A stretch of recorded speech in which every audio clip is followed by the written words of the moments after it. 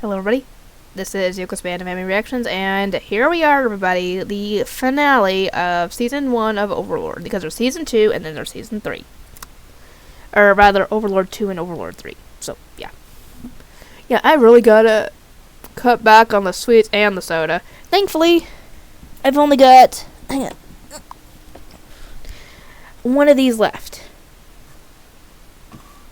And a little bit of this one, so yeah, I've got to start cutting back on the soda. I need to, as soon as I go to, if I go to the Dollar General later, I'm going to get my dad to drive me up there because I'm going to grab a 24-pack of bottled water, and I'm not going to walk home with that, obviously.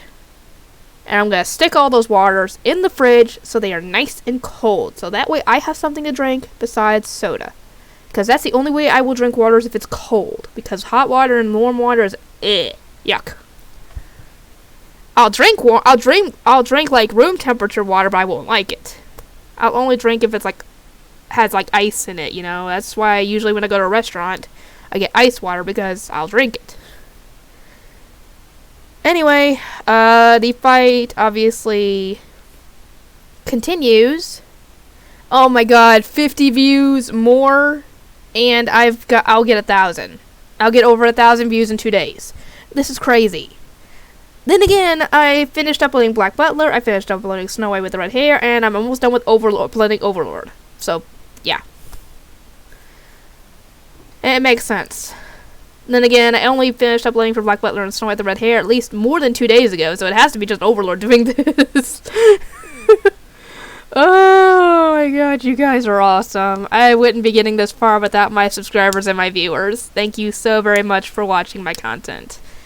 Because I know I'm not very big, and subscriber-wise, not... You get what I'm saying. Anyway, I'm not that big on YouTube, and to get this many views in 2 days is just nuts to me. So, yeah, the fight finishes up in this episode, and we actually see him do a spell called Perfect Warrior, which allows him to be the warrior class, which allows him to use actual weapons despite this. And those sticks he had, every time he snaps one of them in half, a weapon pops up that used to belong to one of the other guildmates. And it actually showed in, not last episode, but episode 11, where he had kept all these supplies from the other guild members before the game shut down. He was told to sell all of them, but he kept them as, like, a sentimental value, I guess. And it's a good thing he did, because he needed them. So essentially, he takes her down with that and one last spell. I can't remember what it was. What was it called? If somebody can remind me what that last spell was they used to finish her off, that'd be great. But yeah, he does destroy her, essentially. And it led to a gigantic crater there. And he apparently has to use, how much? I think it was 50 million gold? Or 5 million gold, something like that, something huge, in order to resurrect her. And when he does, she's now flat. She's now flat-chested, which sucks for her because she's a freaking vampire, and thus is not going to change. But thankfully, she is back to normal and does not remember a thing of what happened, which is probably a good thing because if she knew what she had done to him, she'd really be upset at herself for not only getting mind controlled, but putting her master through all that. And yeah, essentially the reason Sebas did not return with the other maid is because they're bait.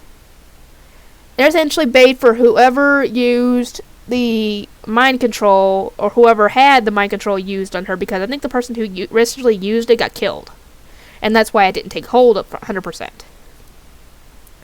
So the person who had all this set up to go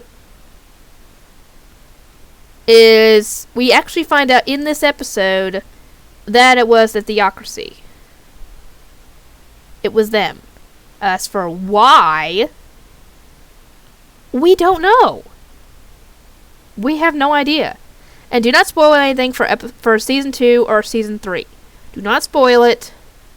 I want to find out myself. But yeah, we find out that they're responsible for the mind control on Shaltir.